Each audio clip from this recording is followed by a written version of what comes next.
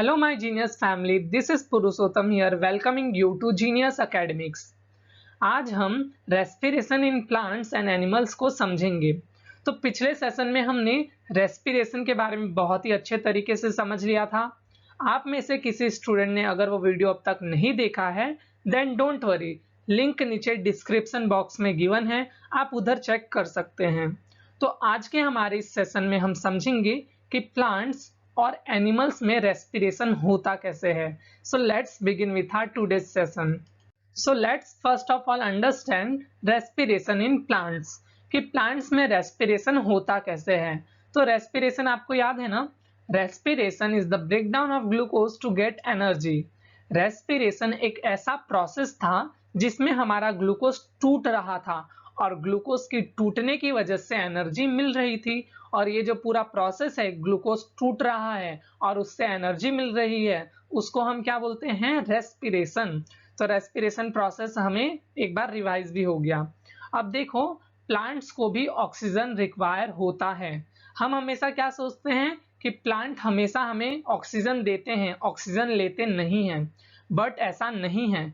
Oxygen चाहिए plants को भी वाइल परफॉर्मिंग रेस्पिरेशन। जब प्लांट्स रेस्पिरेशन करते हैं तो उनको भी ऑक्सीजन चाहिए ताकि वो भी ग्लूकोज को तोड़ सके और प्लांट्स को भी एनर्जी मिल सके। ओके, तो हमने देखा था कि जब ऑक्सीजन के साथ ग्लूकोज रिएक्ट करता है तो हमें एनर्जी मिलती है और साथ में कार्बन डाइऑक्साइड गैस भी रिलीज होता है। तो प्लांट भी जब ऑक्सीजन लेगा तो उसके बदले में क्या देगा? CO2 gas. ओके, तो CO2 गैस भी रिलीज होता है। अब ये देखो, ये गैसियस एक्सचेंज होता कहाँ से है?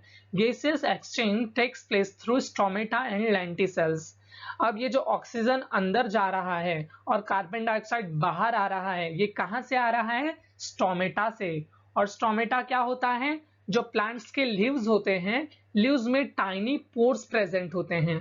पोर्स यानी कि hall. Okay, hall like structure होते हैं जिसकी मदद से ऑक्सीजन अंदर जाता है और CO2 बाहर आता है। तो ये क्या हो गया? इसकी ही स्टोमेटा की ही मदद से क्या हो रहा है? गैसियस एक्सचेंज हो रहा है। और लेंटिसेल्स क्या होता है? तो कई प्लांट्स के स्टीम के थ्रू भी क्या होता है? गैसियस एक्सचेंज होता है। तो वो जो स्टीम होता है उसमें क्या प्रेजेंट होता है? लेंटिसेल्स। जैसे कि पत्तों में, लीफ में क्या प्रेजेंट होता है? स्टोमेटा। वैसे स्टीम ब्रांचेस में क्या प्रेजेंट होता है? लेंटिसेल्स। और लेंटिसेल्स की मदद से भी गैसियस एक्सचेंज होता है। अब देखिए, ड्यूरिंग डे और ड्यूरिंग नाइट में कैसे रेस्पिरेशन होता है। तो देखो, during day oxygen diffuses out and carbon dioxide diffuses in. अब जब दिन होता है तो दिन में देखो सनलाइट होती है, तो सनलाइट के वक्त प्लांट क्या करता है? फोटोसिंथेसिस परफॉर्म करता है। ये हमने पढ़ा था कि जब दिन में सनलाइट प्रेजेंट होता है तो सनलाइट के प्रेजेंस में प्लांट फोटोसिंथेसिस को परफॉर्म करता है। और फोटोसिंथेसिस करते वक्त प्लांट क्या करता है? बाहर से कार्बन डाइऑक्साइड को अंदर लेता है और बदले में हमें क्या देता है? ऑक्सीजन, जो कि हम ब्रीथ करते हैं। ओके, जो हम इनहेल करते हैं वो हमें कौन देता है? Plant, during day. ओके, अब देखते हैं ड्यूरिंग नाइट। तो नाइट में क्या होता है? सनलाइट नहीं होता। तो सनलाइट नहीं है तो फोटोसिंथेसिस हो पाएगा? नहीं हो पाएगा फोटोसिंथेसिस। तो नाइट में कोई भी फोटोसिंथेसिस नहीं होता। तो प्लांट क्या करेगा? उस वक्त से प्लांट रेस्पिरेशन करेगा। और दिन में मेजरली प्लांट क्या करता है? फोटोसिंथेसिस। और मेजर अमाउंट में प्लांट क्या रिलीज करता है? ऑक्सीजन। और नाइट में जो है वो प्लांट सिर्फ रेस्पिरेशन करेगा, फोटोसिंथेसिस तो वो कर नहीं सकता। तो इसलिए क्या होता है? O2 diffuses in. अब रेस्पिरेशन कर रहा है तो रेस्पिरेशन के लिए क्या चाहिए? ऑक्सीजन चाहिए, तभी तो ग्लूकोज टूटेगा।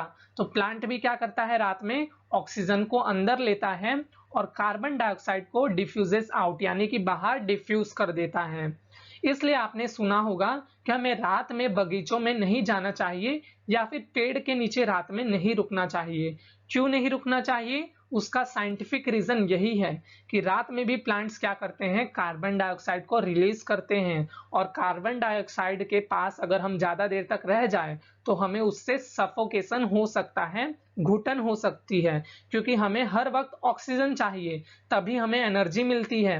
पर अगर हम हमेशा CO2 के पास रह जाएंगे रात में, तो क्या होगा, हमें सफोकेशन हो सकता है। इसलिए हमें रात में डेंस फॉरेस्ट में भी नहीं जाना चाहिए, क्योंकि प्लांट क्या करते हैं, रात में कार्बन डाइऑक्साइड गैस रिलीज करते हैं, और कार्बन डाइऑक्साइड गैस तो हमारे काम का नहीं है, हमें तो ऑक्सीजन चाहिए। Okay, understood this.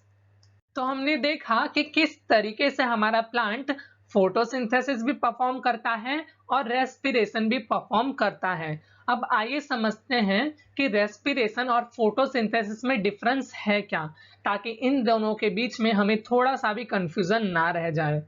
तो देखिए, जो रेस्पिरेशन है, it takes place in all living organism, यानी कि जो रेस्पिरेशन है वो सभी लिविंग ऑर्गेनिज्म में होता है, चाहे वो प्लांट्स हो या फिर वो एनिमल्स हो, क्योंकि सबको ही एनर्जी चाहिए, और एनर्जी के लिए क्या करना पड़ता है, रेस्पिरेशन करना पड़ता है।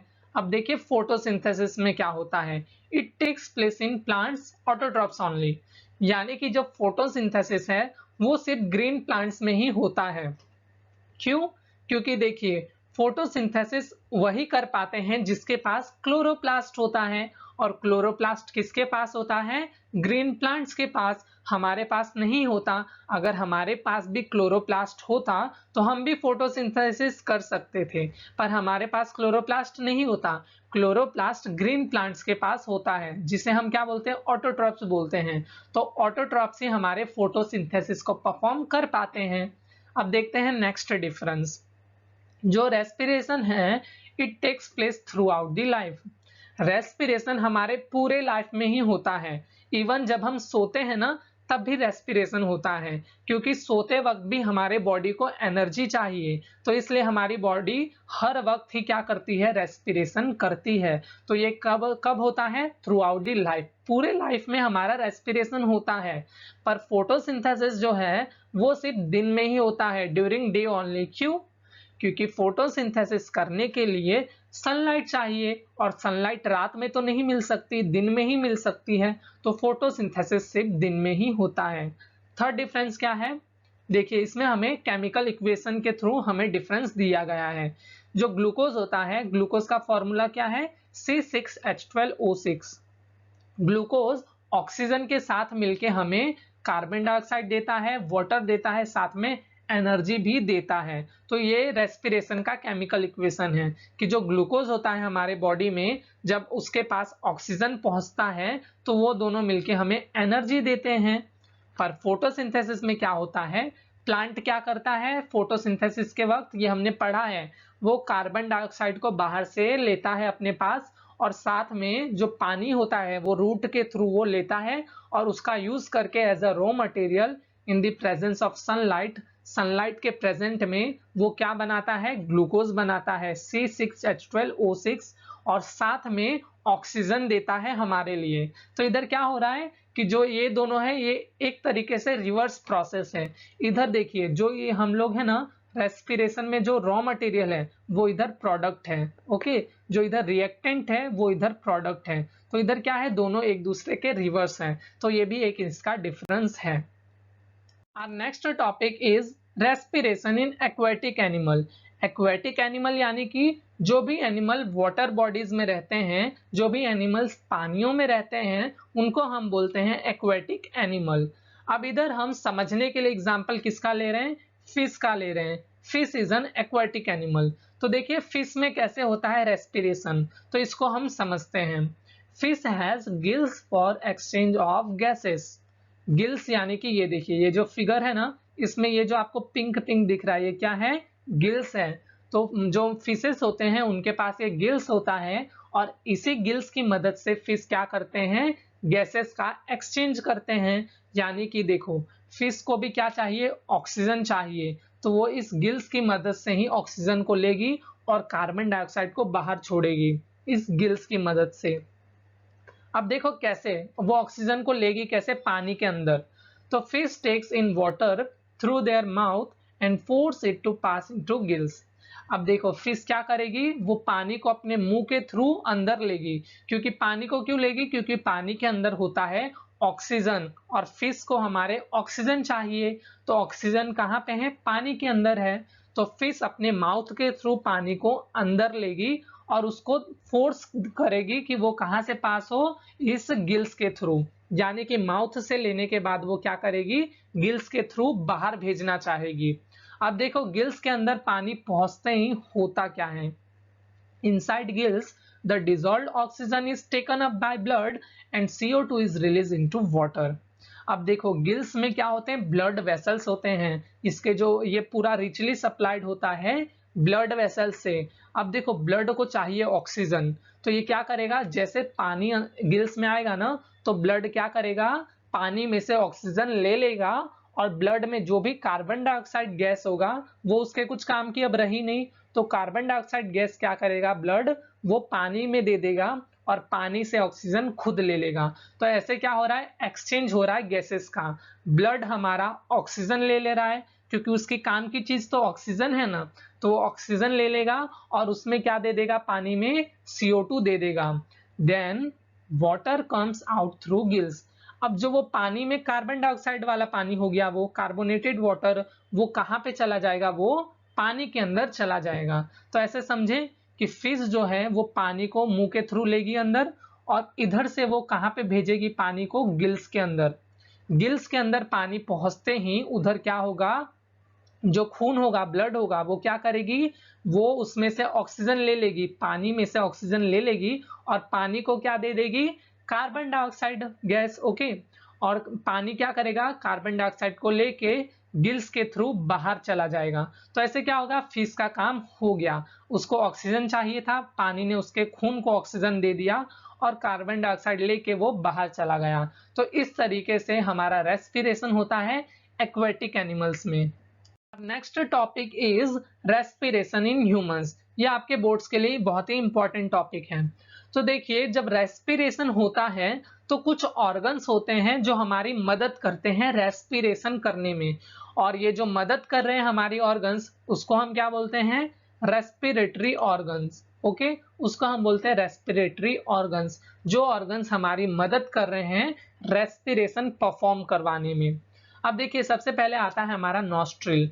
फिगर में आप देख सकते हैं ये जो होता है स्टार्टिंग ओपनिंग, जहां से हमारा स्टार्ट हो रहा है नोज, ओके, वो क्या है, नॉस्ट्रिल है हमारा। नोज की जो ओपनिंग है उसे हम नॉस्ट्रिल बोलते हैं।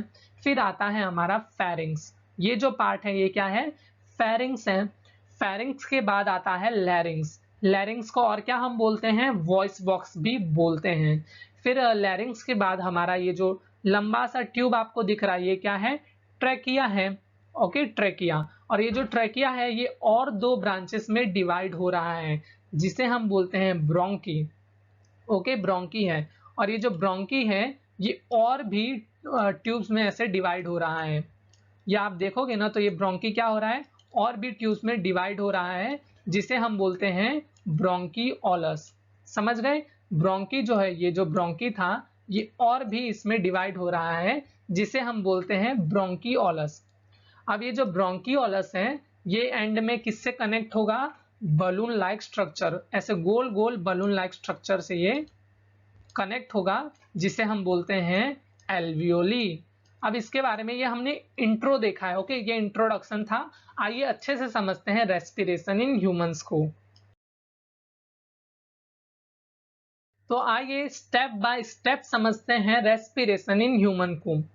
सबसे पहले जो एयर है वो कहां से हम इनटेक करते हैं, is taken into body through nostril. जो एयर है उसे हम कहां से लेते हैं, नॉस्ट्रिल से लेते हैं। ये देखिए फिगर में ये जो नोज है, नोज की जो ओपनिंग है उसे हम क्या बोलते हैं, इसे हम बोलते हैं नॉस्ट्रिल। ये जो है ये क्या है, हमारा नॉस्ट्रिल है, और नॉस्ट्रिल की मदद से हम एयर को अंदर लेते हैं। ओके, इधर से एयर अंदर जाती है। अब देखो इधर से एयर कहाँ जाएगी, सीधे नसल चेंबर में।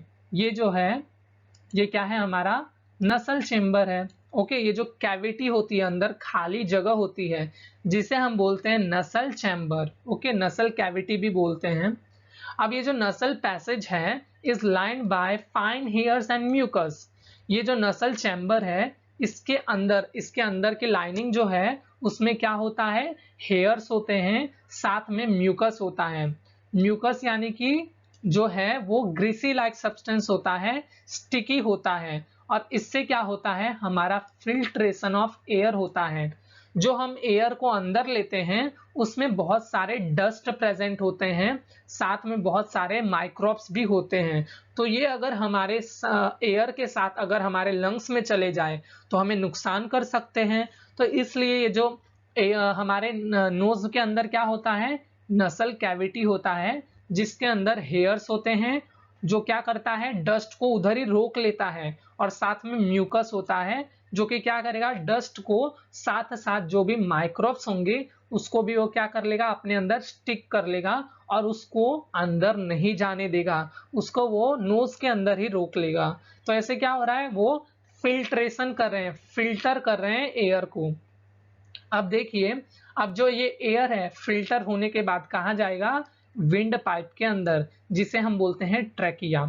ये देखिए, इधर से एयर कहाँ जाएगा, सीधे ट्रैकिया के अंदर। ये जो ट्यूब लाइक आपको दिख रहा है ये क्या था, ट्रैकिया था। तो एयर अब कहाँ जाएगा, नाक से होते हुए वो कहाँ जाएगा, ट्रैकिया में जाएगा। अब जो है trachea divide into two bronchi which enters into lungs. अब ये जो ट्रैकिया है ये क्या होगा, आगे जाके ऐसे टू ब्रोंकी में डिवाइड होगा। ये आपको दिख रहा है, ये क्या है, ब्रोंकी है। ओके, ये क्या हो रहा है, दो ट्यूब में डिवाइड हो रहा है, जो सीधे कहाँ पे घुस रही है, लंग्स के अंदर। तो ये क्या हो रहा है, इसे हम बोलते हैं ब्रोंकी। ओके, ये हमारा ब्रोंकी है। अब ये जो ब्रोंकी है, bronchi further divides and open into bronchioles. अब ये जो ब्रोंकी है ये भी डिवाइड होगी और ऐसे और छोटे छोटे ट्यूब में डिवाइड होगी, जिसे हम बोलते हैं ब्रोंकियोलस। अब ये जो ब्रोंकियोल है terminates into balloon like structure called alveoli. अब ब्रोंकियोलस भी लास्ट में किससे जुड़ेगा, इधर लास्ट में होगा गोल गोल बलून लाइक स्ट्रक्चर, छोटे छोटे होते हैं। ओके, बलून लाइक स्ट्रक्चर होते हैं जिसे हम बोलते हैं एल्वियोली। और जो हमारा गैसियस एक्सचेंज होता है ना, वो कहाँ पे होगा, इसी एल्वियोली के अंदर होता है। इसे अभी हम और अच्छे से समझते हैं। अब आइए एल्वियोली के बारे में बिल्कुल अच्छे से समझते हैं। तो एल्वियोली कैसा दिखता है, मैंने आपको बताया था, बलून लाइक स्ट्रक्चर। ये देखिए, ये आपको दिख रहा है जैसे कि कोई बलून हो, तो ये हमें बलून की तरह दिखता है, it's a balloon like structure. और हमारे बॉडी में लंग्स के अंदर गैसेस कहाँ पे एक्सचेंज होते हैं, इसी एल्वियोली के अंदर। हमारे बॉडी को क्या चाहिए, हमने एयर को तो अंदर ले लिया, पर हमारे बॉडी को क्या चाहिए, उसमें से ऑक्सीजन चाहिए। तो वो ऑक्सीजन बॉडी अंदर लेगी कहाँ से, इसी एल्वियोली के थ्रू। और हमारी बॉडी बदले में क्या देगी, CO2 गैस देगी।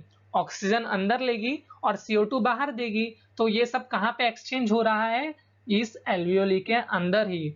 तो एल्वियोली क्या है, it's a site for exchange of gases like CO2 and O2। Alveoli के अंदर ही गैसेस एक्सचेंज हो रहा है। ऑक्सीजन हमारे बॉडी के अंदर जा रहा है और कार्बन डाइऑक्साइड बॉडी से बाहर जा रहा है इस एल्वियोली की मदद से। अब ये जो एल्वियोली है, ये एक दो एल्वियोली प्रेजेंट नहीं होते हैं हमारे बॉडी के अंदर, लंग्स के अंदर बहुत सारे एल्वियोली होते हैं। जितना ज्यादा एल्वियोली होगा उतना ज्यादा ही एक्सचेंज ऑफ गैसेस होगा, हमारे बॉडी को ज्यादा ऑक्सीजन मिलेगा और साथ में कार्बन डाइऑक्साइड गैस, जो कि हमारे बॉडी के कोई काम की नहीं है, उसे हम जल्दी से अलविदा कर देंगे एल्वियोली के थ्रू। तो एल्वियोली क्या करता है, ज्यादा से ज्यादा हमारे एक्सचेंज ऑफ गैसेस करता है, और इसलिए हमारे लंग्स के अंदर बहुत सारे एल्वियोली प्रेजेंट होते हैं। अब ये जो एल्वियोली है ये कैसे एक्सचेंज कैसे कर पाता है, तो एल्वियोली के आसपास क्या होता है, ब्लड वेसल्स होता है। ये पूरी तरीके से घिरा हुआ होता है ब्लड वेसल से। तो ब्लड में तभी तो ऑक्सीजन आएगा ना, ब्लड से पूरा घिरा हुआ है तो ब्लड में ऑक्सीजन आ जाता है, और ब्लड में जो भी गंदा खून होता है यानी कि जो भी CO2 होता है हमारे ब्लड के लिए वो कोई काम का नहीं है, तो वो क्या हो जाता है, वो बाहर चला जाता है। तो इसलिए ये जो एल्वियोली है ये पूरी तरीके से ब्लड वेसल से घिरा हुआ होता है। आप समझने के लिए ये देख सकते हैं, ये क्या है हमारा, ये एल्वियोली है, ये क्या है, ये एल्वियोली है। और इसके साइड में आपको क्या दिख रहा है, ये जो है ये क्या है, ये ब्लड वेसल है, ये हमारा ब्लड वेसल्स है। अब ये जो रेड वाला ब्लड है ना, यानी कि अच्छा ब्लड है, और ये जो नीला वाला है ना, ये खराब ब्लड है, डीऑक्सीजनेटेड ब्लड है। इसमें कार्बन डाइऑक्साइड प्रेजेंट है। तो एल्वियोली के अंदर क्या होता है, ये जो डीऑक्सीजनेटेड ब्लड है, यानी कि इसके अंदर कार्बन डाइऑक्साइड गैस है, ये हमारे काम का कुछ नहीं है। तो इसमें से क्या होगा, कार्बन डाइऑक्साइड गैस जो है वो इधर चला जाएगा एल्वियोली के अंदर, क्योंकि हमारे बॉडी को तो चाहिए नहीं, तो वो इसे भेज देगा, अलविदा कर लेगा। और एल्वियोली के अंदर ऑक्सीजन है, तो क्या करेगी हमारी बॉडी, एल्वियोली से ऑक्सीजन को ब्लड में ले लेगी। तो इधर क्या हो रहा है, ऑक्सीजन अंदर जा रहा है और CO2 बाहर निकल रहा है। तो इस तरीके से क्या हो रहा है, ब्लड का प्योरिफिकेशन हो रहा है एल्वियोली के अंदर। वही पॉइंट्स लिखे हुए हैं, ये आप एग्जाम में लिख सकते हैं, तो ये मैं पॉइंट्स भी इसलिए लेकर आया हूँ। तो इस तरीके से हमने समझ लिया कि कैसे ये पूरा एक्सचेंज हो रहा है हमारे एल्वियोली के अंदर। मैं आपको एक और बार बता देता हूँ, ये क्या है हमारा, ये एल्वियोली है, और एल्वियोली में क्या है, सारे गैसेस प्रेजेंट हैं। अब देखो, जो हमारे बॉडी से जो भी ब्लड आ रहा है वो क्या है, उसमें CO2 गैस है। तो ये एल्वियोली क्या करेगा, उसमें से CO2 को ले लेगा। अब CO2 लेते ही क्या होगा, ये प्योर ब्लड हो जाएगा, इसके अंदर O2 रहेगा। अब ठीक है, CO2 इसमें चला गया, और ऑक्सीजन जो है एल्वियोली से इसके अंदर घुस जाएगा, इसके अंदर एंटर कर लेगा, और इससे हमारा ब्लड क्या हो रहा है, ऑक्सीजन ले ले रहा है और CO2 एल्वियोली को दे दे रहा है, और एल्वियोली क्या करेगा, दोबारा उसे भेज देगा ऊपर की तरफ, जिसकी वजह से हम उसे बाहर भेज देते हैं कार्बन डाइऑक्साइड गैस को।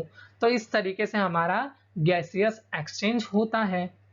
तो हमने respiration in plants and animals को समझ लिया। अगर कोई डाउट रह जाता है तो आप कमेंट सेक्शन में पूछ सकते हैं। और आज का सेशन अगर आपको अच्छा लगा देन लाइक दिस वीडियो, और अगर अब तक आपने हमारे चैनल जीनियस एकेडमिक्स को सब्सक्राइब नहीं किया है देन सब्सक्राइब नाउ, और साथ में बेल आइकन को प्रेस कर लेना, ताकि वीडियोस आते ही आपके फोन पे नोटिफिकेशन आ जाए और आप टाइम से वीडियो को देख सको। तो meet you in the next session, take care and bye bye.